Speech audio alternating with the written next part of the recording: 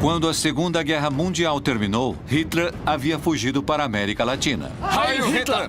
Essa fuga seria mais uma fase do plano que haviam desenhado. Ele queria se apoderar do mundo inteiro, queria voltar, queria invadir a África, a Ásia e a América Latina. Ele estava decidido a se converter num líder mundial e a América Latina seria uma peça fundamental. Se interessava a eles controlar a América, porque era uma maneira de derrotar os Estados Unidos. Daqui foram desencadeadas batalhas para o fortalecimento, a difusão e a preservação do nacionalsocialismo. Foi criada uma rede de espionagem para realizar diferentes missões.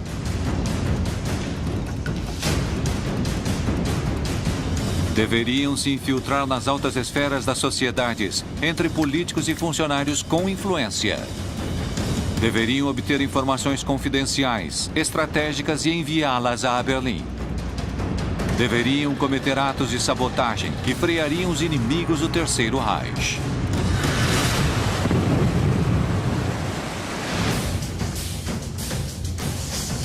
Terminada a guerra, nosso continente se transformou num refúgio de nazistas que escaparam da justiça.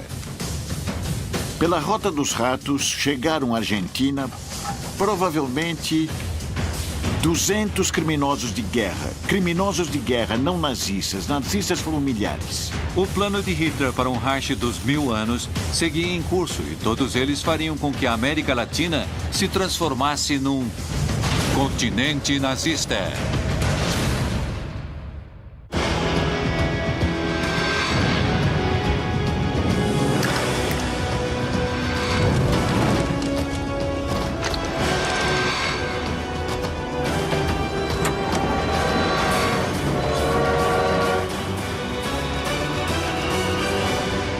Continente nazista. Colômbia, 1946.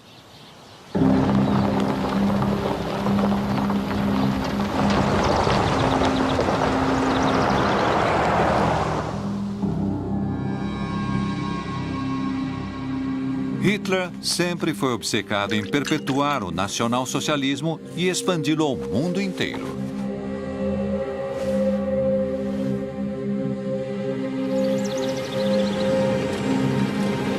Estava decidido a colocar o mundo a seus pés e a América Latina exercia um papel fundamental.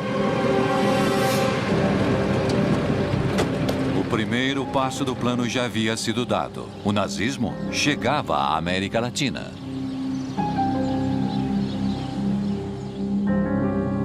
A questão da expansão para a América Latina era vital para o desenvolvimento do Reich e do nazismo. A rede nazista que veio à América Latina nasceu quando Hitler, no início dos anos 40, prepara a invasão às escondidas da União Soviética e da Inglaterra primeiro. O que o Reich queria era buscar alianças, especialmente com os países da América Latina. Para o fornecimento de matérias-primas que permitiriam que a Alemanha continuasse e ganhasse a guerra, e depois para isolar econômica e politicamente os Estados Unidos. Hitler tinha, obviamente, um programa para conquistar toda a Europa no início e terminar de construir um império, o Império do Reich dos 1000 anos. Como parte de seu plano de expansão, Hitler havia ordenado ao seu serviço de inteligência militar que enviasse agentes disfarçados ao outro lado do Atlântico. Ele sabia que para ganhar a guerra não deveria apenas usar armas convencionais. A sexualidade, ou em geral o sexo como tal, não apenas vende, como também atrai. Esta informação não é suficiente. Hilda Kruger foi uma atriz alemã. Acredita-se que foi amante de Joseph Goebbels, o ministro da propaganda do Reich, e, antes de começar a guerra, ela se mudou aos Estados Unidos. Vamos retocar a maquiagem, querida. Tudo bem? Vem cá. Vamos tomar um drink. Traz água, por favor. Ela tentou ser atriz na Alemanha, depois se mudou para Hollywood. Acontece que foi parar no México. E no México começou a trabalhar como atriz em filmes como Casa de Mujeres, Bartolo Toca la Flauta, Adultério...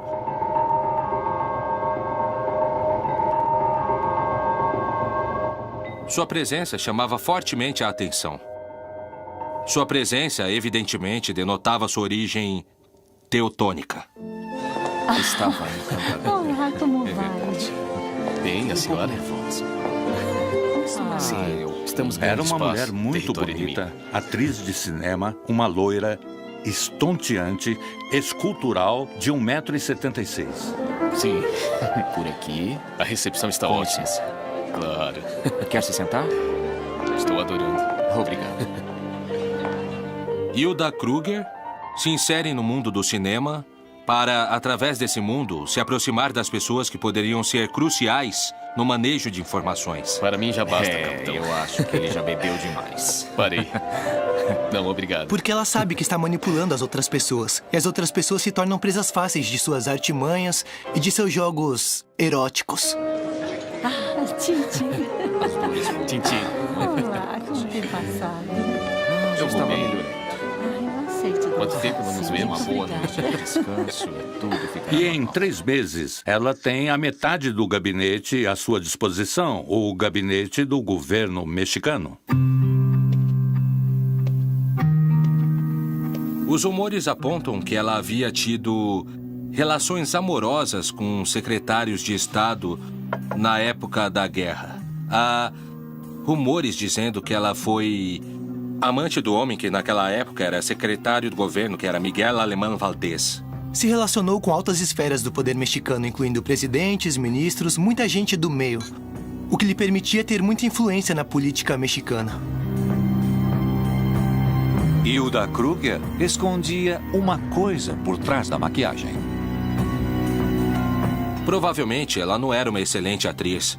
E o que se supõe é que, na verdade, essas atuações como atriz eram a camuflagem para poder levar a cabo outros tipos de atividades de inteligência, de receber informações e transmiti-las. Na verdade, apesar de ser conhecida como atriz, ela era uma espiã.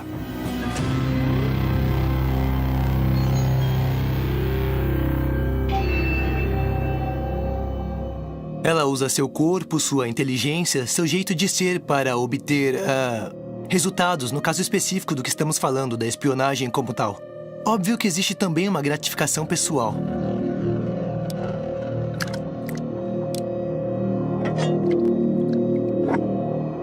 Uma mulher fria e decidida que jamais envolveu seus sentimentos e que sempre esteve disposta a tudo para cumprir com a missão da qual havia sido encarregada.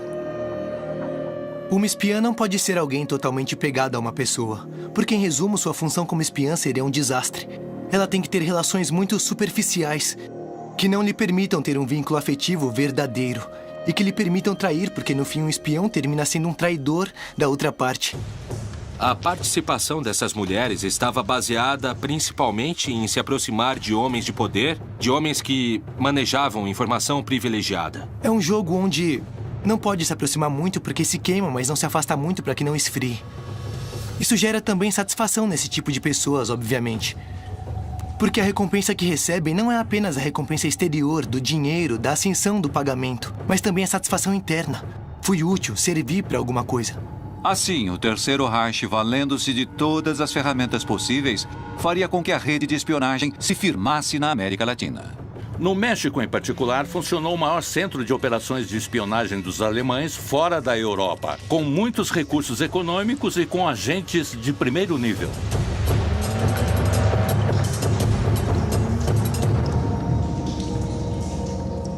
A rede de espionagem vai se instalando gradualmente. E é uma rede que chega a ser muito eficaz. Ela tem 3 objetivos fundamentais. O primeiro deles é conseguir as matérias-primas estratégicas. O segundo é conhecer os movimentos militares que os Estados Unidos podem assumir. E o terceiro fator era a propaganda a favor dos nazistas. Hilda Kruger cumpria sua missão sem arma, além de sua inegável sedução e beleza. Hilda Kruger se transforma numa peça-chave para todas as atividades, porque é o enlace que permite a proteção do poder no México dessas atividades. Graças a ela, o Terceiro Reich conseguiria uma grande quantidade de segredos de Estado e informações estratégicas e confidenciais de suma importância para seu plano de hegemonia mundial. A rede nazista que o exército alemão comanda está encabeçada por um tenente que posteriormente sobe de posição. Seu nome é George Nikolaus.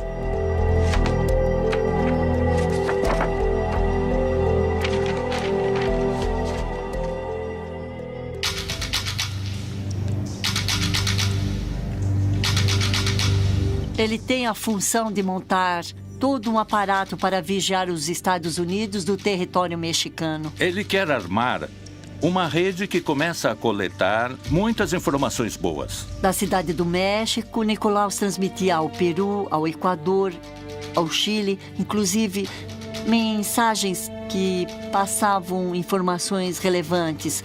E também utilizava essa rede de comunicação continental.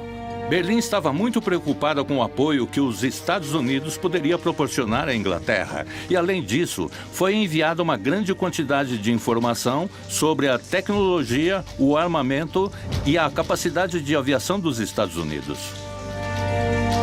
George Nikolaus era membro do Serviço de Inteligência Militar alemão, com muita experiência, com conhecimentos em explosivos e comunicações, em que Hitler confiaria seu objetivo prioritário daqueles dias: a rede de espionagem na América Latina. Heil Hitler! Heil Hitler! Era um homem que falava muito bem o espanhol.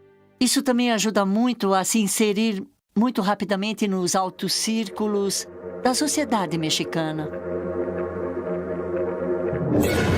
Por trás de sua fachada de simples empregado de uma empresa, estava escondido o líder da organização que triangulava informações confidenciais entre México, Colômbia e Berlim de maneira muito eficaz. A criptografia e a estenografia já existiam desde o início da civilização. São técnicas que servem principalmente para esconder ou evitar que a informação confidencial seja, digamos, descoberta por gente que não está autorizada. Durante anos, por meio do correio diplomático das embaixadas do México e da Colômbia, o Serviço de Inteligência Militar alemão recebeu informações secretas por parte de seus espiões disseminados pela América Latina.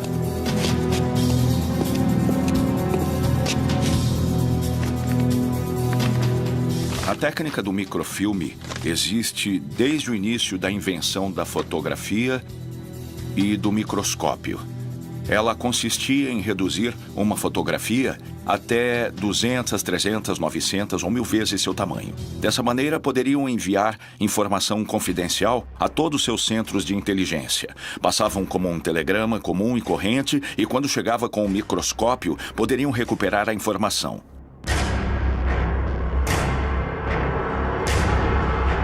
A maioria da informação que os alemães enviavam era por meio de microfilmes ou por meio de mensagens que estavam escondidas mediante um código. Era preciso conhecer, digamos, os códigos de encriptação. Toda a técnica de encriptação estava muito desenvolvida nessa época. A informação confidencial é tão valiosa como uma arma. Churchill dizia que a Segunda Guerra Mundial foi vencida por uma arma secreta que se chamava criptografia.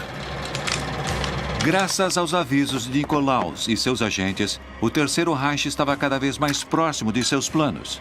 Mas, cedo ou tarde, a ação da rede seria descoberta. Os organismos de inteligência norte-americanos, que estavam vigiando as atividades da rede de espionagem com base no México, emitem um grande informe e decidem agir. Inteirado das pressões norte-americanas sobre o governo mexicano, Hitler não se deixaria amedrontar e redobraria a aposta.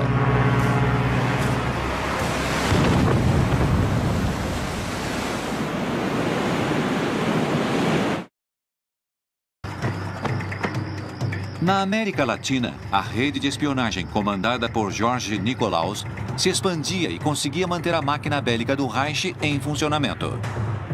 Mas os Estados Unidos estavam decididos a impedir que os agentes avançassem com seus planos. A embaixada americana no México seguia de muito perto as pistas e não apenas seguiam as pistas, como fazia, de certa forma, exigências à Secretaria do Governo para que os ajudassem na procura e no desmantelamento dessa rede de espionagem. O governo da Alemanha, dentro do seu plano expansionista, envia submarinos até a região do Caribe, sobretudo para vigiar o andamento dos comboios que levavam material bélico para a Europa. Os Estados Unidos temiam que o México pudesse transformar seus portos em base para submarinos alemães. Assim, decidem pressionar o presidente mexicano a emitir um decreto para que apenas barcos, aeronaves e tropas norte-americanas pudessem navegar nessas águas, obrigando dessa maneira a abandonar sua neutralidade na Segunda Guerra Mundial. Quando entraram na guerra, começaram a pressionar, sobretudo economicamente e diplomaticamente, os países que tinham alguma simpatia por Hitler. O México tinha uma grande simpatia encabeçada pelo mesmo presidente, Manuel Ávila Camacho, que era admirador do exército da Alemanha. Hitler sabia que não havia tempo a perder. Ele deveria redobrar a aposta.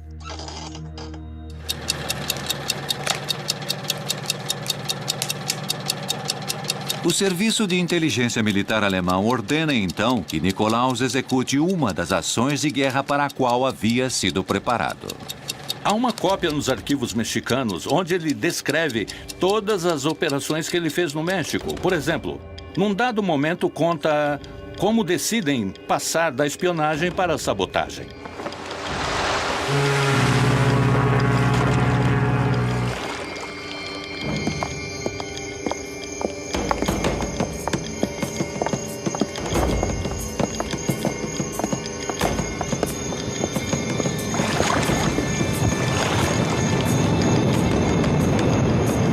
Assim que Nikolaus levaria a cabo o primeiro atentado nazista do outro lado do Atlântico, o que serviria também para provocar pânico na região. Decidem boicotar um navio inglês que estava ancorado no porto de Tampico para colocar uma bomba relógio para que explodisse quando o navio inglês estivesse fora do porto.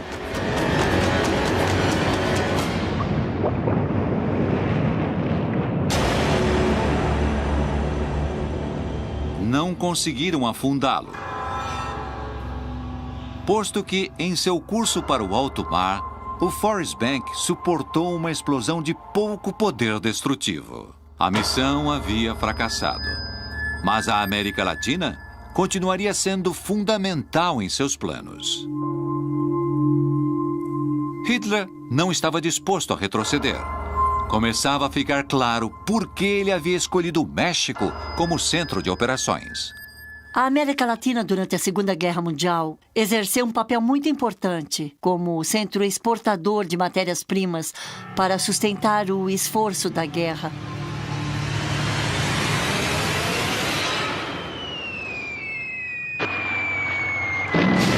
A maquinária da guerra precisa de elementos que possam colocá-la em funcionamento. A Alemanha queria o petróleo para colocar seus carros em funcionamento, os seus tanques de guerra, seus submarinos. A América Latina foi fundamental na expansão nazista pela Europa.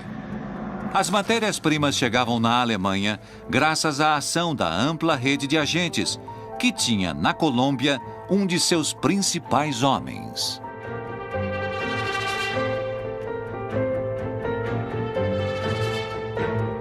Vogel era um empresário alemão na Colômbia que representava empresas alemãs em Bogotá, que reportava à embaixada alemã na Colômbia e que organicamente dependia de Nikolaus, que era lá no México o chefe, o coordenador da rede para a América Central. Max Vogel enviava informações a Jorge Nikolaus sobre o tráfico de insumos estratégicos entre a Colômbia e a Venezuela, que circulavam através do Canal do Panamá. A Colômbia era um país estratégico aos olhos dos Estados Unidos durante a Segunda Guerra Mundial por sua proximidade com o Canal do Panamá, sua localização ao norte da América do Sul e suas ilhas no Caribe.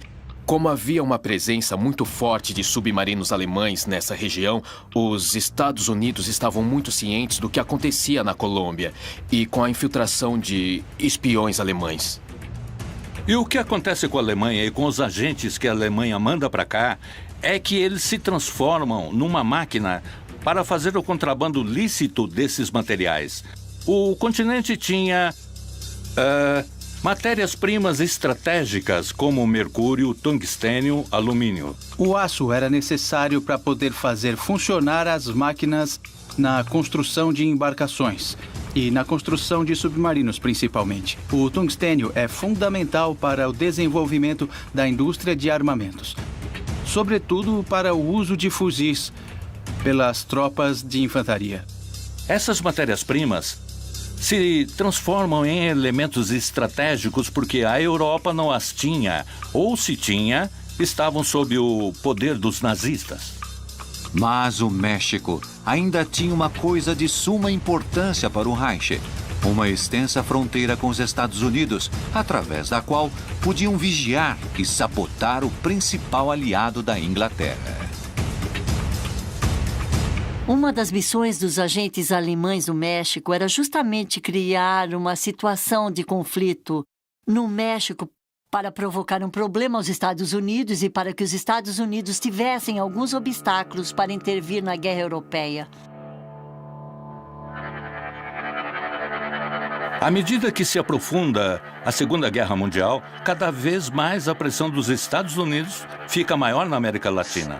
Pressão econômica, pressão diplomática, para que sejam firmados acordos de não vender nenhuma matéria estratégica para Hitler. E também fazem pressão para que nenhum produto que os Estados Unidos comprassem pudesse circular e ser mandado para a Europa. Uma vez que a guerra eclode, a Colômbia quis ser a aluna mais aplicada. A Colômbia queria dizer aos Estados Unidos que ela estava lutando duro contra a presença alemã no continente.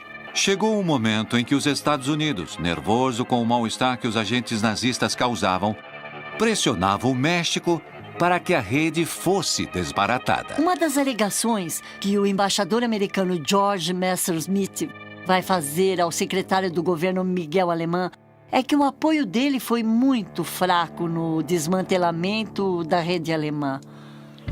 Enquanto isso, Hilda Kruger, Jorge Nicolaus, Max Vogel e muitos outros agentes seguiam atuando com total impunidade, sem sequer suspeitar que o final estava próximo. Quando os Estados Unidos descobrem o papel que Hilda Kruger exercia, eles a colocaram numa vigília de 24 horas. Seguiam todos os movimentos dela. A inteligência americana estava vigiando de perto cada um dos integrantes.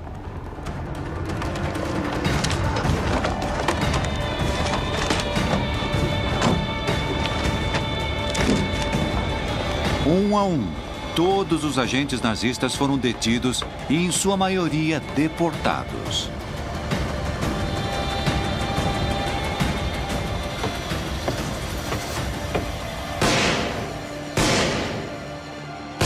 Hilda Kruger também foi detida, mas seu destino seria muito diferente. Quando a prendem no México, Miguel Alemán intervém.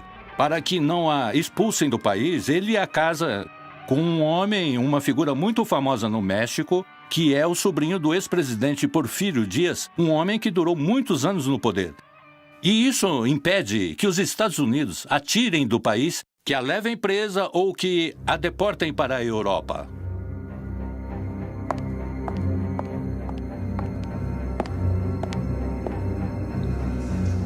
O trabalho dos agentes havia terminado. A América Latina havia sido, até este momento, funcional para a expansão nazista, fornecendo informações, matérias-primas e insumos para seu maquinário bélico. Mas sua contribuição estava longe de se esgotar.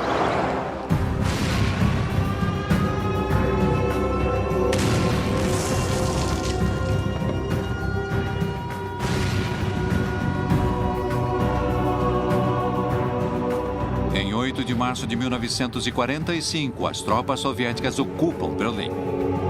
O alto escalão alemão aceita a rendição incondicional. Muitos hierarcas nazistas foram capturados e levados a julgamento. Mas outros, os mais poderosos, conseguiram fugir. Os nazistas, quando o Terceiro Reich caiu, sabiam que seriam procurados pela justiça. E alguns, que inclusive não eram procurados, muitos que não eram procurados pela justiça, também entenderam que politicamente precisavam fugir da Europa. E a América do Sul parecia um território muito hospitaleiro. A Colômbia foi um lugar de refúgio para as pessoas que tinham um passado a esconder relacionado com os nazistas. Muito antes da Segunda Guerra, quase desde o fim da Primeira, em países da América do Sul, como a Colômbia, como a Bolívia, como a Argentina, havia influência alemã também nas forças armadas, até nos exércitos, nas forças aéreas.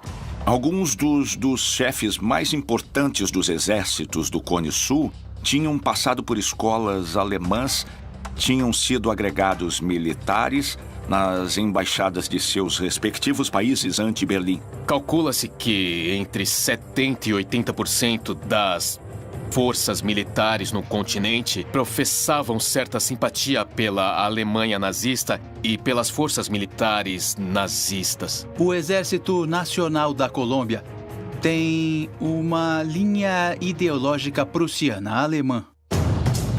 O que fortalece a impressão de que o Reich mantinha fortes vínculos com esse país.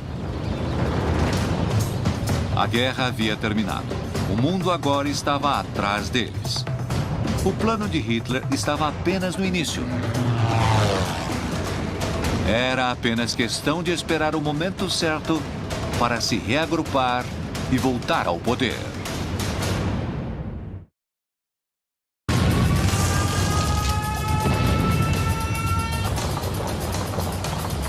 Desde antes da Alemanha se lançar à conquista da Europa, e para o caso de terem de enfrentar uma derrota, Hitler havia pensado no continente latino-americano como o lugar ideal para encontrar refúgio até que as condições voltassem a ser favoráveis para o nacional-socialismo. E a Colômbia se transformaria no centro do poder nazista, o lugar escolhido para que se tomassem todas as decisões daqui em diante.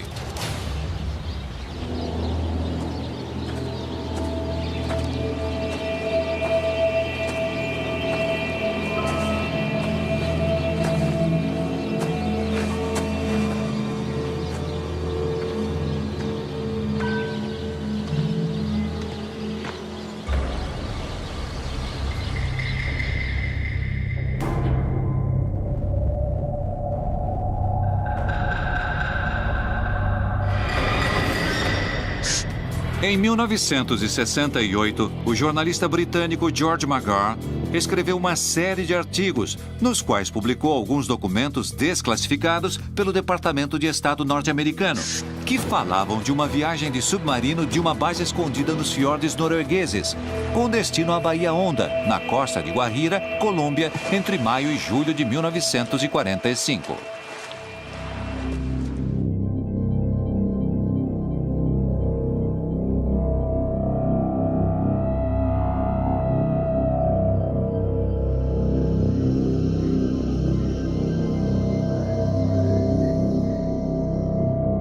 Mas será que essa viagem aconteceu mesmo? Esse submarino conseguiu esconder essa carga tão preciosa para os nazistas?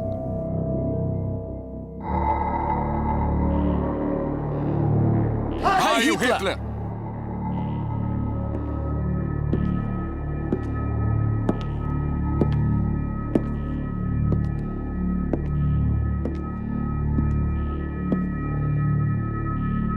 O relato do jornalista McGrath é rico em detalhes sobre a preparação da residência para a estadia de Hitler e seus homens, que viviam, a princípio, em total isolamento, nervosos, rodeados de tensão. Conta também que haviam montado uma antena e uma estação para radiodifusão, que era alimentada com baterias bem potentes. Na época do pós-guerra, havia uma estação próxima de Berlim que tinha 1 milhão de watts de potência. Podia se comunicar de Berlim com um submarino que estivesse no Atlântico Sul, submerso a 100 metros de profundidade.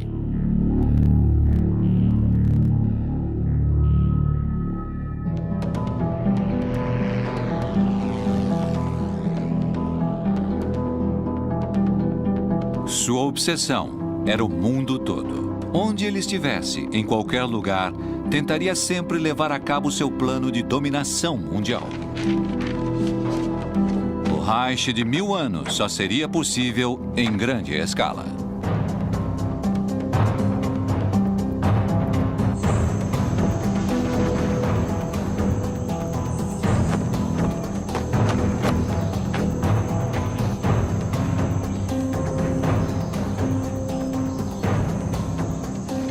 Uma figura como Hitler não pode desaparecer da face da Terra sem deixar uma lenda. Aqui existiam colônias de alemães desde antes da guerra. Alguns desses alemães haviam simpatizado com Hitler. Por aqui tinham passado seus espiões, tinham passado certo poder cativador do regime nazista. E, claro, aqui existiam as selvas da América Latina, onde Hitler poderia se esconder.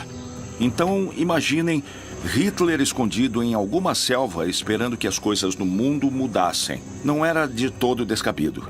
A hipótese de uma fuga para a Colômbia incluía a suposta chegada de um submarino a Guajira. Tinha havido, durante a guerra, muita movimentação de submarinos nazistas no Caribe. Os submarinos chegavam a Guajira e desembarcavam facilmente por aquelas rotas de contrabando, porque os espiões podiam se camuflar. É uma história. Quanto dela é lenda, quanto é verdade, provavelmente nunca saberemos. Alguns dos mitos ou das lendas ou dos episódios históricos sobre a morte de Hitler dizem que ele conseguiu sair vivo da Alemanha, dentro dos últimos submarinos que a Marinha Kriegs tinha à disposição. De todas as formas, essas hipóteses não eram outra coisa senão fantasias. Não há absolutamente nenhuma possibilidade de uma sobrevida de Hitler. É difícil que uma pessoa com traços tão marcadamente narcisistas como Hitler tinha tivesse a capacidade de fugir. Porque seria vergonhoso para ele no caso de ser capturado. Então, uma opção para esse tipo de pessoa é o suicídio. Hitler estava escondido num bunker no centro de Berlim que estava ocupada pelo Exército Vermelho.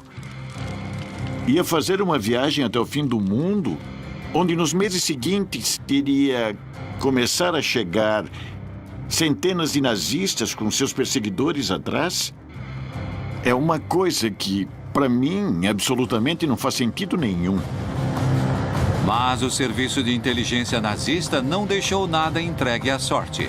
Talvez, com o tempo, conseguiremos entender se a ideia de fuga para a Colômbia foi usada como uma isca para desviar-nos de pistas mais consistentes. O mistério hoje ainda persiste.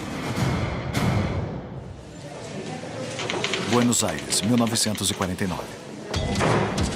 Mas o que nunca foi nenhum mistério é que a América Latina funcionou, rendeu refúgio e impunidade aos nazistas mais procurados pelos crimes mais aterrorizantes.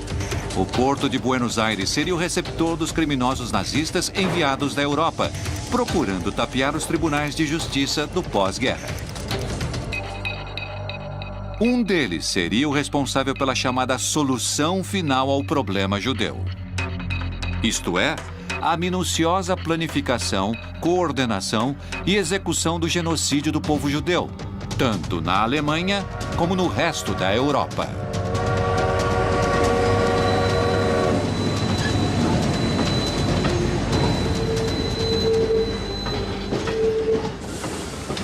Um dos principais criminosos de guerra que encontrou refúgio na Argentina foi Adolf Eichmann. Ele era um homem misterioso.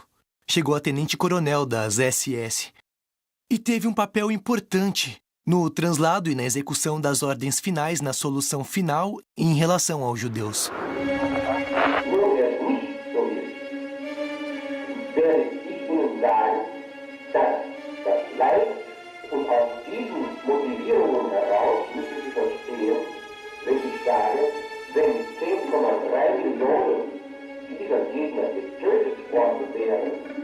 Era um burocrata, um homem que provavelmente nunca tinha matado ninguém pessoalmente, mas com certeza foi o responsável por milhões de mortes, porque era o encarregado de organizar as viagens aos campos de concentração, onde iam matar os judeus.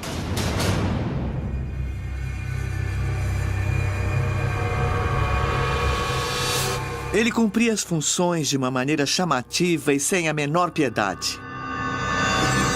Eichmann era uma pessoa inofensiva, fria, obscurecida pela mediocridade, sem afeições nem paixões de nenhuma ordem. Quanto a Eichmann, o que se pode dizer é que era uma pessoa com uma estrutura de personalidade chamativa por ser frio, pelo grau de disposição com que ele dizia obedecer às ordens vindas de cima. O que procuram basicamente é satisfazer o chefe, o líder, que é a representação do pai para que esse pai imaginário que eles têm, por fim os felicitem por uma coisa boa que fizeram. Provavelmente sem convicções profundas de que tivesse feito o mesmo em outra circunstância, com outro símbolo ideológico. Isso é o que o torna tão terrível na realidade, não? Adolf Eichmann havia chegado ao porto de Buenos Aires através da chamada Rota dos Ratos, uma rede de fuga que dava aos criminosos de guerra nazistas passaportes com novas identidades. Nesse plano de fuga haviam participado diferentes organismos, diferentes instituições que tinham seus próprios interesses no assunto. De um lado, os setores importantes e orgânicos da Igreja Católica. Do outro lado, a Cruz Vermelha Internacional. Havia um escritório em Roma, que era o escritório do bispo Alois Rudel, que era quem facilitava toda essa documentação para que os fugitivos conseguissem sair do continente europeu e embarcar para a América do Sul.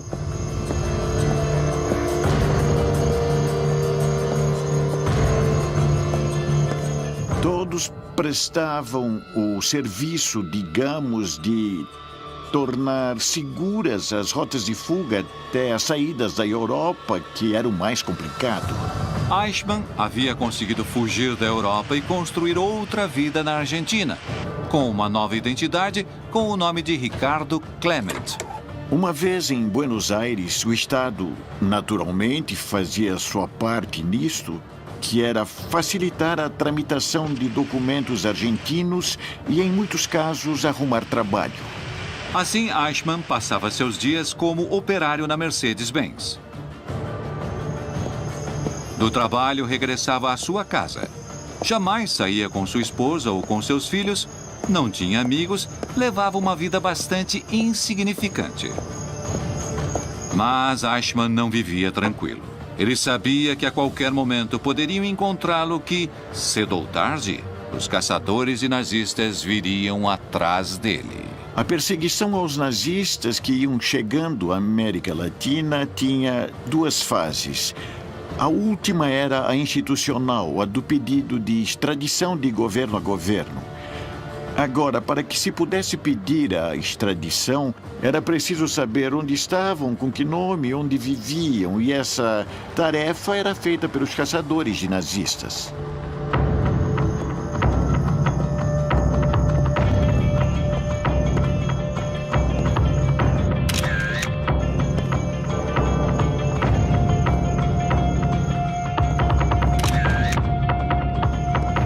Os juízes de Nuremberg marcam um ponto de inflexão. Lá, sim, havia grupos destinados a procurá-los e levá-los para que fossem julgados. Então, logicamente, a preocupação se espalha aqui e em todos os países de refúgio encontrados.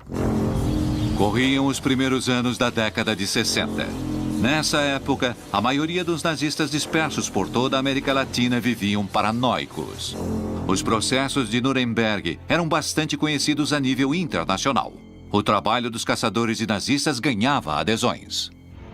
Houve casos de julgamentos de extradição, casos que não puderam terminar porque os criminosos morreram, durante o processo de extradição, mas houve uma mudança na posição ou na atitude do Estado argentino.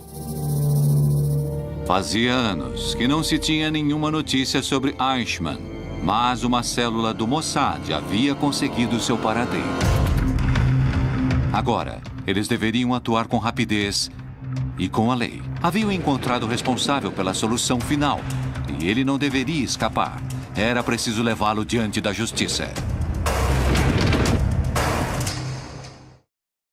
Os agentes do Mossad que estavam atrás dos passos do responsável pelo genocídio de 6 milhões de judeus deviam atuar com rapidez. Eichmann estava naquela casa. Não poderiam permitir que ele fugisse. Não deveriam se deixar levar por sentimentos de vingança.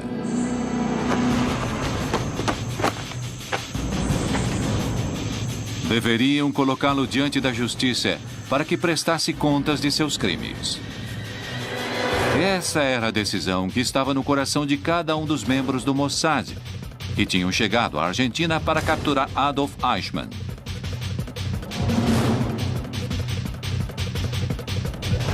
Eichmann sabia que cedo ou tarde os israelitas iriam descobrir seu paradeiro.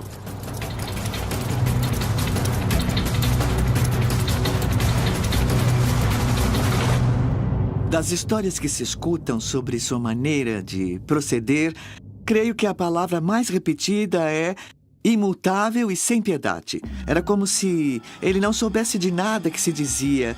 Mas isso tem a ver com todo um tipo de mentalidade que foi se configurando para poder levar adiante um massacre massivo de semelhante crueldade.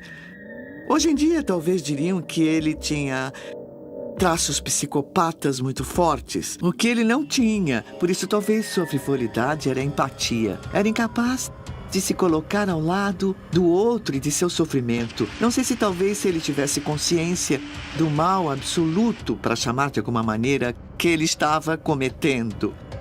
Ele via como uma obrigação, inclusive legal. Eichmann não se renderia diante de seus caçadores. Contudo, apesar de não se sentir culpado, não vivia tranquilo.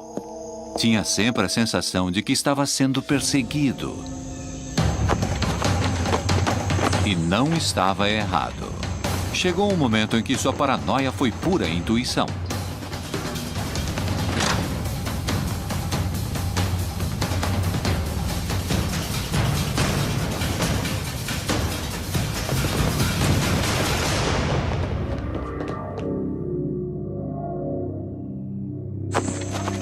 Mas Eichmann tinha conseguido escapar.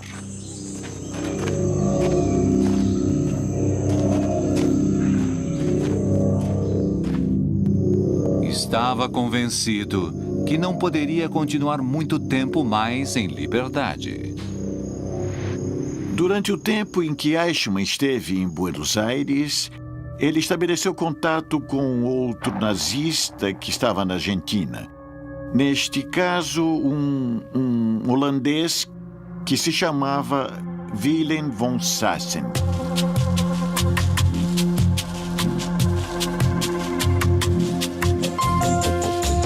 Sassen havia sido jornalista durante a guerra, diretor de um jornal na Holanda ocupada. E Sassen começa a fazer uma longa entrevista com Eichmann, onde Eichmann conta suas memórias.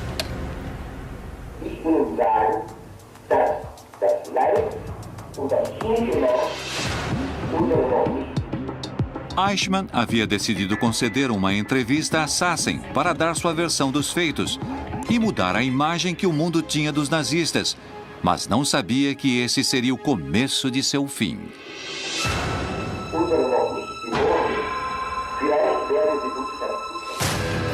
Sassen escutava os alardes de Eichmann, que se sentia depreciado pela comunidade alemã por estar levando uma vida de operário na Argentina, enquanto outros nazistas eram respeitados por todos. O método da entrevista que Sassen fazia com Eichmann era: primeiro gravava, Sassen transcrevia a gravação da entrevista e Eichmann corrigia a próprio punho a entrevista transcrita.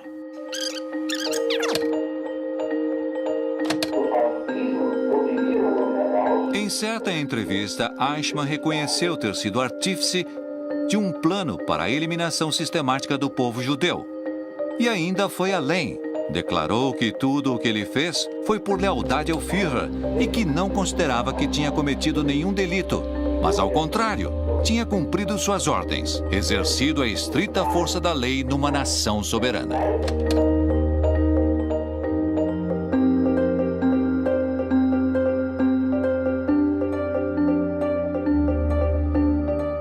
Uma pessoa como essa não demonstra nenhum tipo de culpa. Em parte porque eles consideram que não agiram errado. Fogem com o temor de um castigo que eles julgam ser injusto. Mas não porque eles genuinamente, em sua estrutura de personalidade, tenham agido mal. Pessoas que, sem ser de verdade sociopatas, sem ser de verdade ruins, terminam executando atos atrozes, envoltos em todo o emaranhado do Estado, e chegam a ascender dentro dessa mesma hierarquia, que era o afã final de Eichmann, ser um funcionário eficiente. O assunto de Eichmann dando essas entrevistas, na realidade, tem a ver com que não havia nada indigno, não havia uma especulação. Bom, eu não tenho que falar disso porque me condena. Para ele, genuinamente, eles não cometeram nenhuma ação reprovável. Tudo foi culpa de um Estado que os motivou, que os levou a levar a cabo essas ações.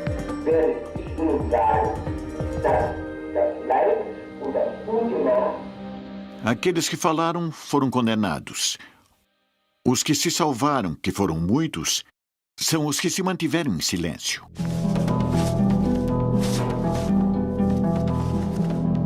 Eichmann não sabia que a difusão de seus depoimentos alertaria o mundo sobre sua presença na Argentina.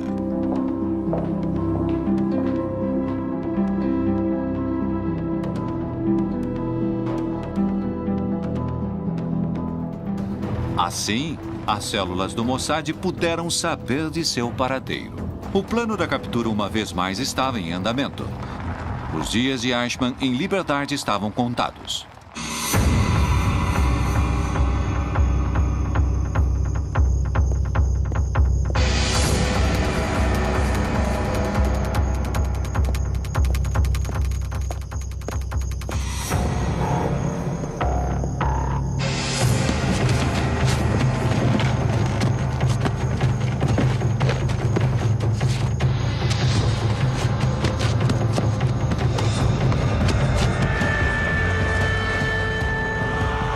Serviço de inteligência de um país no outro, sequestrando um cidadão que nesse momento tinha documentos argentinos. Falsos, mas tinha documentos argentinos. Ou seja, isso provocou uma grande revolta diplomática. Há protestos da Argentina no Comitê de Segurança das Nações Unidas e tal.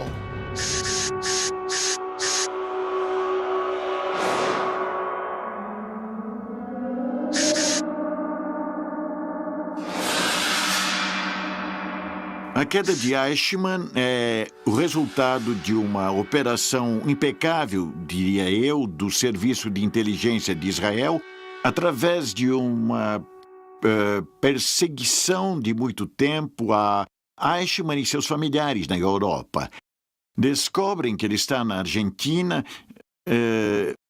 mandam uma equipe, o localizam. Quando têm certeza de que é ele, mandam outra equipe para sequestrá-lo e levá-lo a Israel, onde ele é julgado.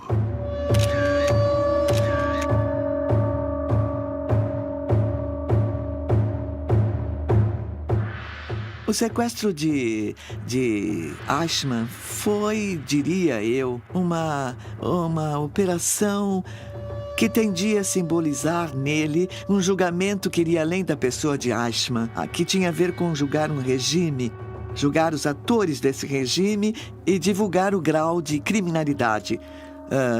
Por isso, o julgamento tem um valor simbólico muito importante. Eichmann foi levado a julgamento em Jerusalém E apesar da enorme quantidade de provas em sua conta, seria o colaboradador Willem Sassen quem faria chegar aos juízes do tribunal os originais das transcrições da entrevista corrigidos a próprio punho por Adolf Eichmann.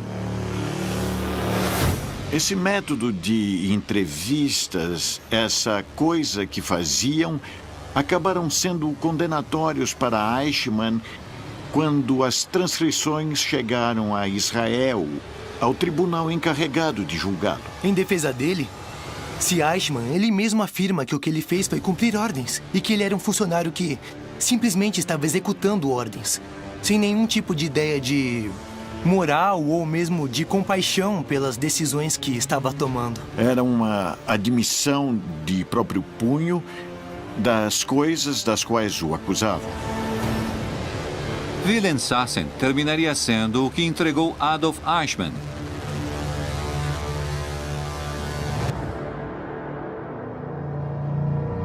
Eichmann foi considerado culpado e condenado a morrer na forca por seus crimes contra a humanidade. Suas últimas palavras foram: longa vida à Alemanha, longa vida à Áustria, longa vida à Argentina. Nunca me esquecerei. Tive que obedecer às regras da guerra e da minha bandeira. Eu estou pronto.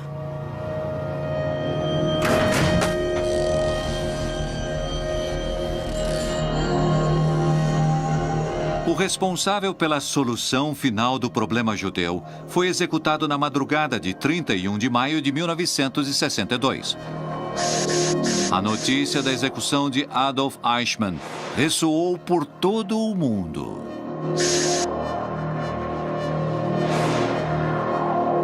A verdade é que a queda de Eichmann marca uma guinada na história dos nazistas na América Latina.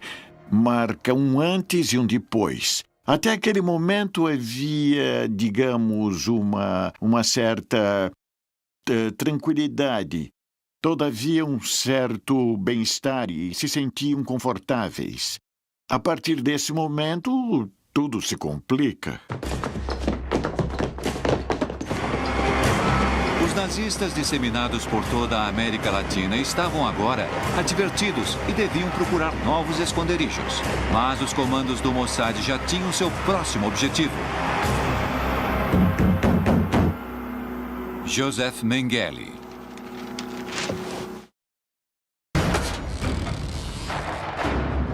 A notícia da execução de Adolf Eichmann ressoou por todo o mundo. Conscientes da posição de indignação mundial contra o nazismo e ante a possibilidade de que viessem atrás deles, os nazistas disseminados pela América Latina que se sentiam rodeados deveriam fugir.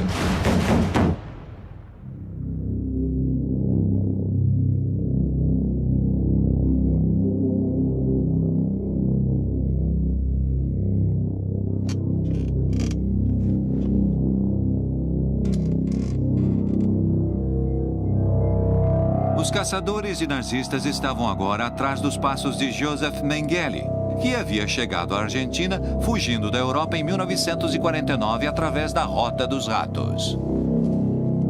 Pela Rota dos Ratos chegaram à Argentina provavelmente 200 criminosos de guerra. Criminosos de guerra, não nazistas. Nazistas foram milhares. Houve certa ajuda do Vaticano através do que se chamou Red Line, uma série de monastérios nos quais se hospedavam aqueles que fugiam. O próprio Vaticano favorecia a distribuição, o reassentamento dessa gente que na Europa era perseguida por suas atuações nos regimes totalitários. Com uma identidade falsa, dada pelo Vaticano e autenticada pela Cruz Vermelha, terminam chegando à Argentina. Por exemplo, Adolf Eichmann, Joseph Mengele, Eduard Rochmann e Ludolf von Aufensleben.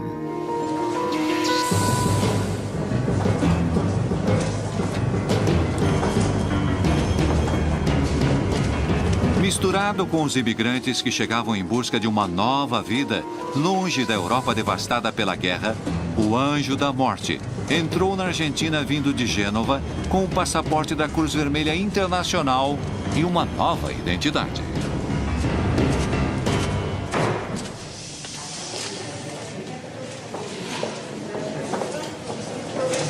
Uma vez que chegavam ao porto de Buenos Aires, havia terminado a parte perigosa, digamos, do itinerário.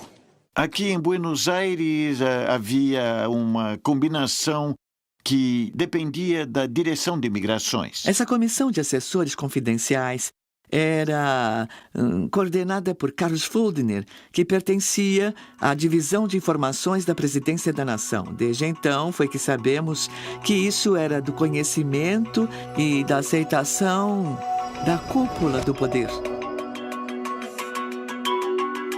A rede de fuga denominada Rota dos Ratos demonstra até que ponto a América Latina foi funcional aos planos de perpetuação do nazismo depois da derrota na Segunda Guerra Mundial, permitindo a fuga dos criminosos de guerra ao nosso continente.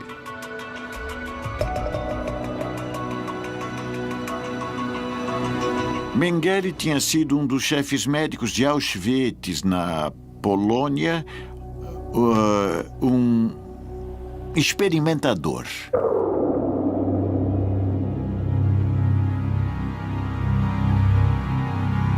Ele tinha, no campo de Auschwitz, ele tinha um território muito amplo, né?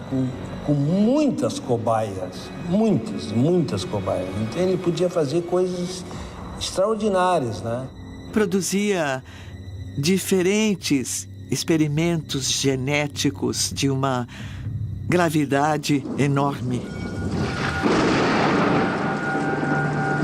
Onde fazia experimentos com gêmeos vivos, operando um deles para ver como era a reação no outro e tudo mais. E tudo isso com uma falsa premissa de investigação científica. Ele injetava corantes nos olhos dos judeus para ver se não mudava de cor, para ver se não deixava a cor dos olhos azul, como ele queria, que o Hitler queria que fosse tudo azul.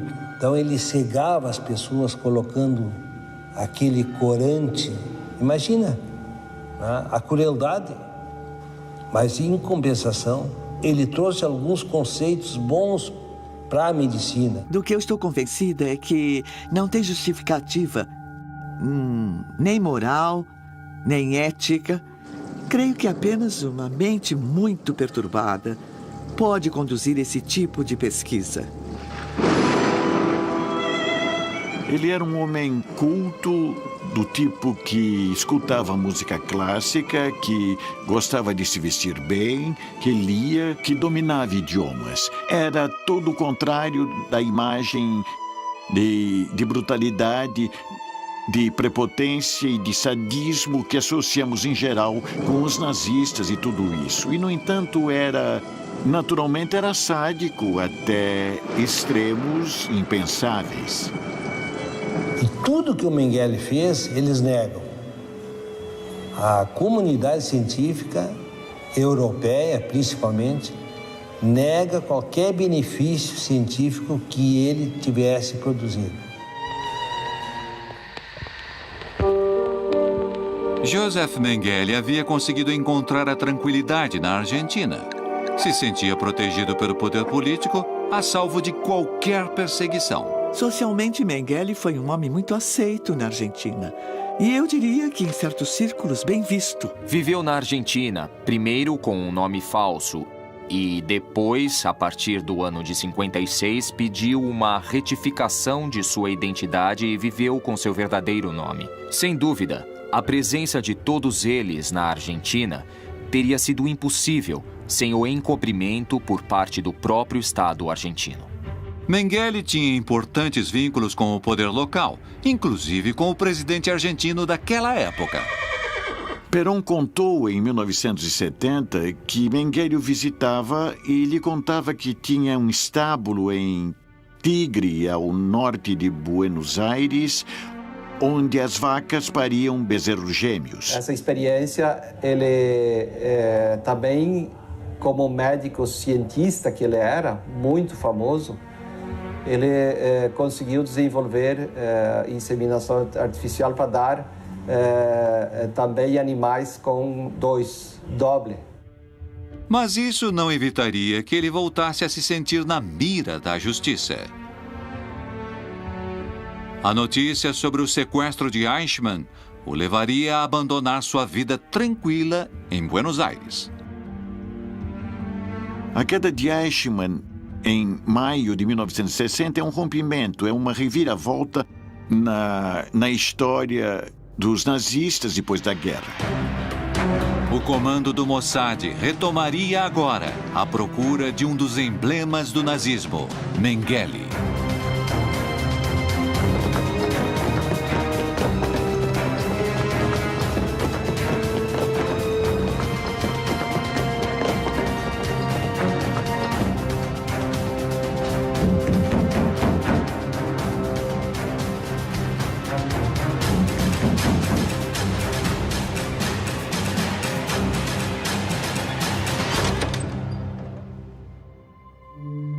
Mas quem o ajudaria a escapar seria um velho conhecido, Hans Ulrich Rudel. Hans Rudel tinha sido um aviador bastante condecorado durante a guerra. Havia sido preso primeiro, mas depois tinha sido liberado porque não havia acusações. Ele não tinha sido um criminoso de guerra, tinha sido um militar, um combatente. Os Mengele na Europa tinham uma fábrica de máquinas agrícolas. Rudel representava a empresa da família Mengele na América Latina. Era amigo de Perón e de Stroessner, o presidente do Paraguai. E aqui trabalhava como uma espécie de homem de relações públicas que vinculava os nazistas entre si. Rudel, por sua relação com o ditador Stroessner, ajudou uma vez mais seu amigo. Uma nova etapa na vida de Joseph Mengele, que precisava voltar a encontrar a tranquilidade perdida, estava começando. E o Paraguai seria seu próximo destino.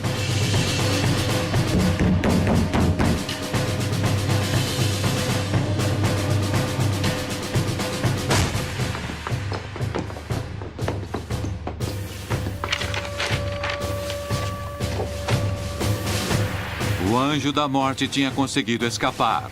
Por pouco. Os agentes do Mossad não deixariam de persegui-lo. Precisavam capturá-lo. Vivo ou morto.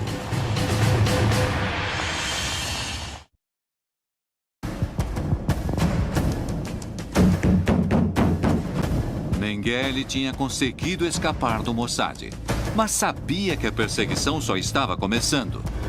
E seus perseguidores não descansariam da vontade de colocá-lo no banco dos réus.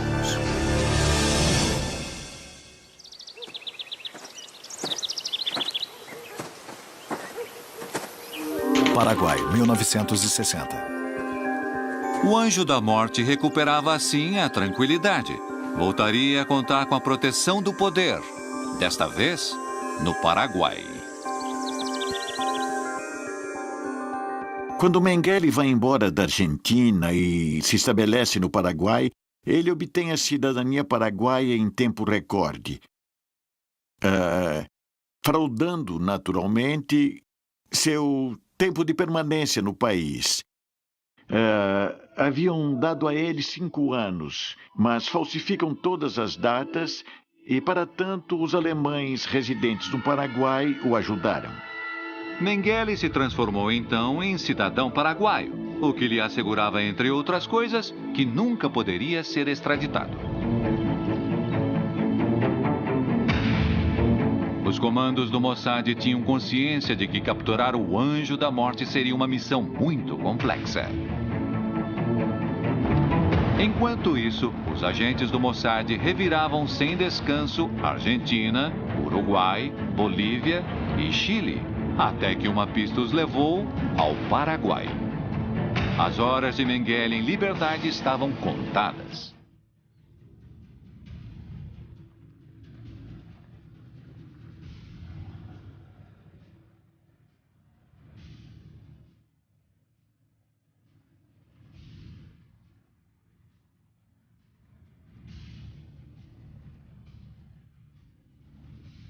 Mengele, mais uma vez, tinha conseguido escapar de seus caçadores.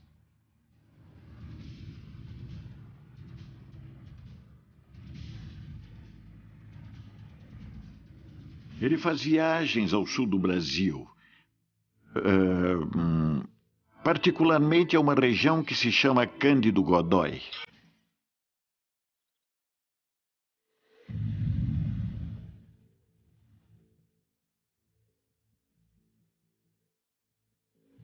Só que ele não ficava muitos dias num lugar, máximo 2, 3 dias, e já ia para outro lugar.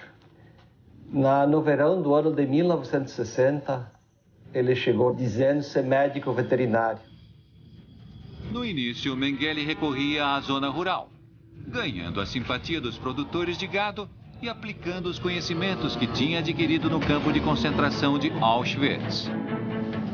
Quando ele passou por aqui, ele se dizia que ele sabia fazer experimentos com inseminação artificial.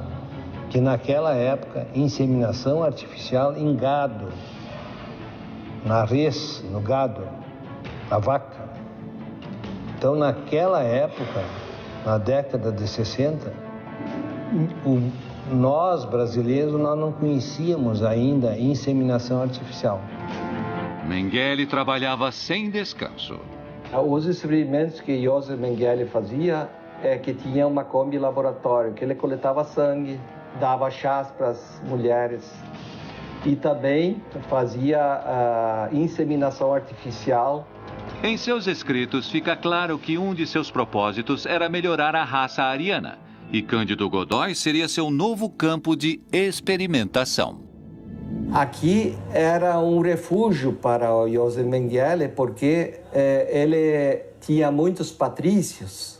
Se estudava alunos com suástica nazista, que chamou muita atenção naquela época. Por isso que para ele aqui era uma terra fértil para seus experimentos, as suas experiências, porque ele falava bem o alemão, né? E aqui tinha muitos que gostavam do nazismo. Mengele começou aos poucos a atender as mulheres da cidade. Cândido Godói é um lugar muito estranho. Linha São Pedro, Cândido Godói, é considerada a capital mundial dos gêmeos no mundo. Como eu estava explicando, ali na comunidade da linha São Pedro, né, interior de Cândido Godói, tem 4.000 metros quadrados de terra, nasceram 48 pares de gêmeo. Antigamente tinha um pouco mais pessoal morando, tinha 140 famílias. Hoje estamos com 70 famílias aqui nessa comunidade e cada volta e meia nasce ainda gêmeos.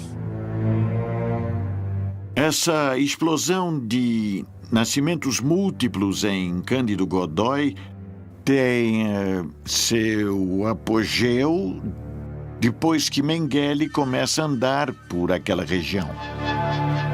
Esse fenômeno eu atribuo a um fenômeno genético. E de lá eles foram casando entre si e dando esse enorme número de gêmeos. E realmente é impressionante. Todavia, ainda hoje em dia, não há nenhuma explicação científica para o porquê de tantos nascimentos de gêmeos nesse lugar. Essa aparição de Mengele num lugar onde nascem tantos gêmeos depois que ele chega, leva a pensar que ele fez algum tipo de intervenção e que fez algum tipo de manipulação para que isso pudesse acontecer. Se houve manipulação, não foi o Mengele que manipulou. Embora não existam certezas sobre se ele manipulou ou não seus tratamentos, o que ninguém discute é que Mengele fazia experiências muito polêmicas. Ele era um geneticista puro. Ele era um homem de uma rara inteligência. Ele era um cientista, mas em cima de tudo isso, pelo que ele fez, ele era também um louco.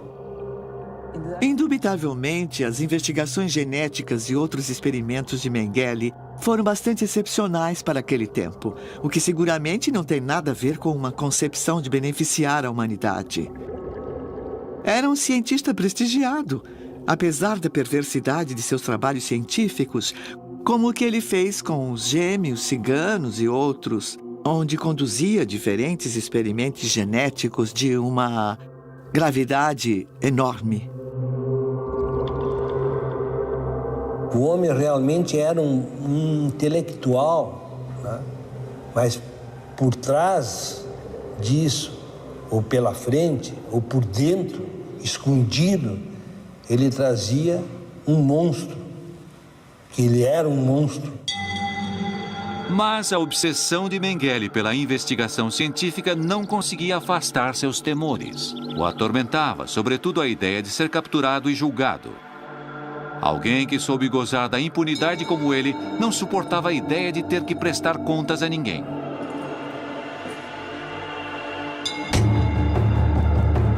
Mengele não se equivocava. Em sua busca, os agentes do Mossad tinham encontrado quem poderia guiá-los até ele. Alguém que já tinha colaborado com eles no sequestro de Eichmann na Argentina e que agora, em troca de ser deixado novamente em liberdade, confirmaria que Mengele estava no Brasil.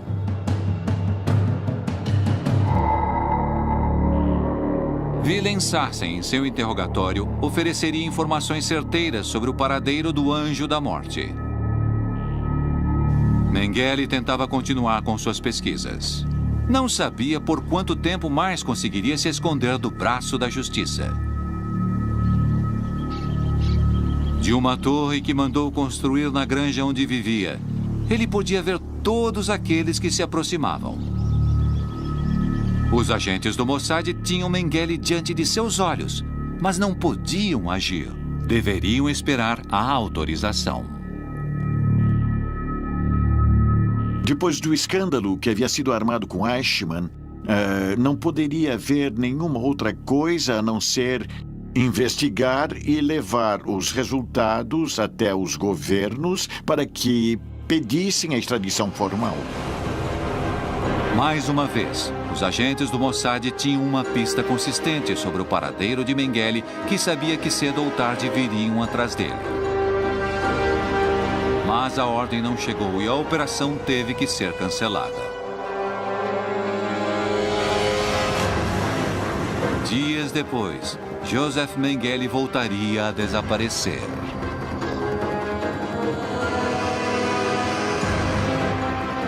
Os agentes do Mossad jamais esqueceram que o tiveram ao alcance de suas mãos. Haviam perdido uma oportunidade única. O Anjo da Morte mudaria de nome várias vezes, movimentando-se rápida e habilmente por várias localidades do Brasil. Qual foi o destino de Mengele e dos outros nazistas disseminados pela América Latina? Foram capturados ou conseguiram fugir do braço da justiça?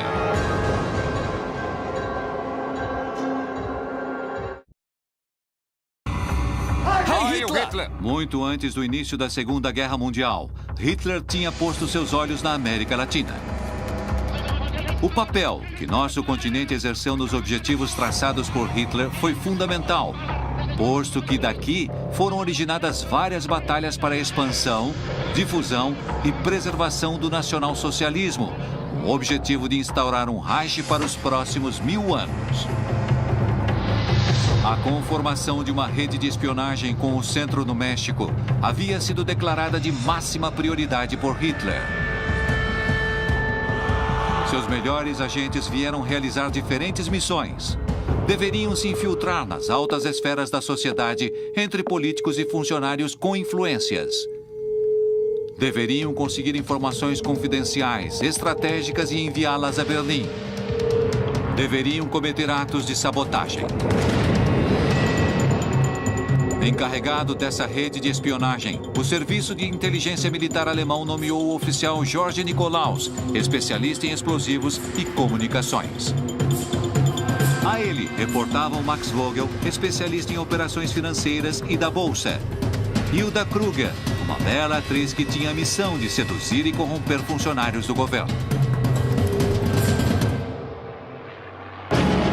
Dessa maneira, durante vários anos, a rede de espionagem a cargo de George Nikolaus forneceu à Alemanha toneladas de matérias-primas e insumos que lhe permitiram avançar sobre quase toda a Europa.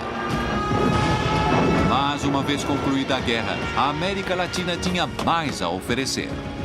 O plano de Hitler não aceitaria uma derrota. Nosso continente se transformou num esconderijo de nazistas que escaparam da justiça. Criminosos como Eichmann e Mengele estiveram na Argentina. Eichmann permaneceu em nosso continente até seu julgamento. Mengele também encontrou aqui o lugar para continuar seus experimentos e escapar dos caçadores de nazistas. E com eles, tantos outros. Muitos nazistas simplesmente vieram fugindo e morreram no país que os escondeu no mais absoluto anonimato. Alguns outros foram capturados e extraditados para logo serem julgados na Europa. A grande maioria conseguiu escapar e jamais, nem sequer foi citada a depor numa esfera judicial por suas responsabilidades. O caso mais emblemático talvez tenha sido o de Joseph Mengele, que viveu sob o amparo do poder político e assim conseguiu se instalar na Argentina, no Paraguai e no Brasil. No ano de 1979, quando foi noticiada a morte de Joseph Mengele na praia de Bertioga, em São Paulo, essa pessoa reconheceu na televisão que tratava-se de Joseph Mengele. Mas só que isso não foi desvendado, porque naquela época tudo era mistério, não se sabia quem ele era. Então não foi dado muita importância. Dizem que ele morreu quando entrou no mar para tomar um banho na praia de Bertioga, em São Paulo, e teve um infarto como um idoso comum. O estranho é que Mengele não sabia nadar. Mengele escapou.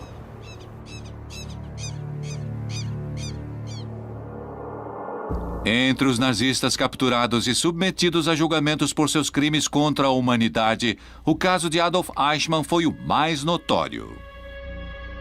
O julgamento de Eichmann em Jerusalém talvez foi um caso paradigmático, porque foi um caso no qual as vítimas o levaram à forca diante do estrado judicial.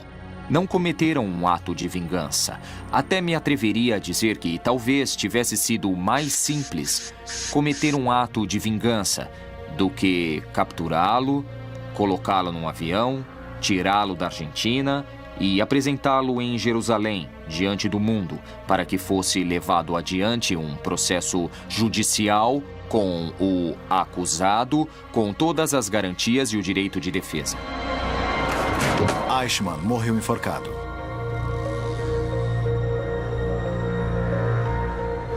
No caso da rede de espionagem nazista que funcionava no México, seus agentes foram detidos e, em sua maioria, deportados. Quando os Estados Unidos descobrem o papel que Hilda Kruger exercia, colocam uma vigília de 24 horas nela. Eles se dão conta que ela é uma peça fundamental porque é a conexão com o governo mexicano, então decidem neutralizá-la. Exercem pressões, muitas pressões econômicas, para que o governo mexicano a detenha. Sobretudo, precisam chegar ao presidente, porque a pessoa que está protegendo-a é o segundo na presidência. É o secretário do governo mexicano. É o ministro do interior, o que tem o controle de toda a política interna. Logo que Miguel Alemán Valdés emitiu sua deportação, Hilda Kruger continuou sendo sua amante durante um tempo, para mais tarde desaparecer da cena pública por vários anos, até que em 2004 aparece a notícia de sua morte em um luxuoso apartamento da Quinta Avenida na cidade de Nova York. Kruger morreu sozinha.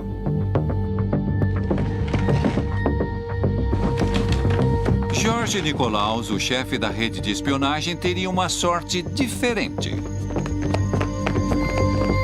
Ele é detido em 1942. Os Estados Unidos, por pressão deles, obrigam o governo mexicano a capturá-lo. Ele é mantido preso numa base em Bismarck, na Dakota do Norte. Quando a Alemanha se rende dias depois, ele chama os agentes do FBI que o mantinham preso e decide fazer a confissão de suas atividades no México. Neste interrogatório, Nikolaus admitiu ter recebido, da parte do Serviço de Inteligência Militar alemão, a missão de liderar a rede nazista de espionagem no México. Contou com riqueza de detalhes sobre o atentado falho ao navio de bandeira inglesa Forrest Bank, em alto mar. Explicou como mandavam a Berlim os segredos de Estado e a informação confidencial que conseguiam com funcionários dos governos do México e da Colômbia. Com o tamanho dessa confissão, o FBI o mantém por um curto período na prisão, depois do qual se desconhece qualquer outro dado sobre o paradeiro do espião nazista George Nikolaus. Nikolaus, paradeiro desconhecido. Max Vogel também foi extraditado aos Estados Unidos em 1946. Com o interrogatório em que ele forneceu dados sobre as operações financeiras do Reich na Bolsa de Bogotá, sobre a troca de informações entre Colômbia, México e Berlim e sobre a operatividade do Canal do Panamá, seu rastro se perde para sempre. Vogel desaparecido. Já a Wilhelmshaven é possível rastreá-lo na década de 70 como consultor das ditaduras de Augusto Pinochet no Chile e de Alfredo Stroessner no Paraguai. Rudel continuou vinculado à Argentina por muito tempo. Ele visitava Perón em Madrid durante o exílio na Espanha. E depois voltou à Argentina em 1978 para a Copa do Mundo de Futebol, fazendo um trabalho muito estranho também, falso seguramente, porque era assessor do diretor técnico da seleção alemã de futebol, com credencial e tudo mais. Hans-Ulrich Rudel continuou com toda a impunidade assessorando nazistas por toda a América Latina e foi um dos mais destacados agentes que jamais teve que se ver diante da justiça. Rudel, impune.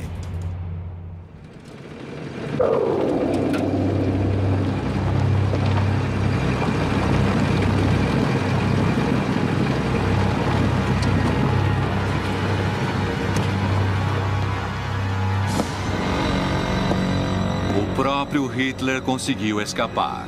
Embora digam que ele levou um tiro em seu bunker ou que tenha conseguido chegar à América Latina a bordo de um submarino, o concreto é que nenhum tribunal pôde condená-lo jamais por seus crimes. Não podemos dizer que o capítulo dos julgamentos dos criminosos nazistas está concluído. Na verdade, nosso centro em Jerusalém segue dedicando todos os seus esforços para localizar e tentar levar a juízo aqueles criminosos que estão com vida e em liberdade. Se alguém se perguntar agora, tantos anos depois, como acabou, de verdade acabou muito bem. O fato de terem acabado bem, no entanto, não significa que não tenham tido uma condenação histórica. A história os condenou. O tempo os condenou. Hoje é proibido falar a favor de uma pessoa como Hitler e do regime que ele pregava. Mas, pessoalmente, não me sobra a menor dúvida.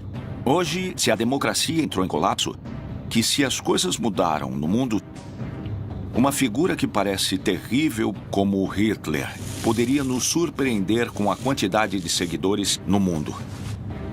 Hitler, como indivíduo, morreu. Mas Hitler, como ideia, e como uma ideia desgraçadamente sedutora, ainda pode estar muito vivo.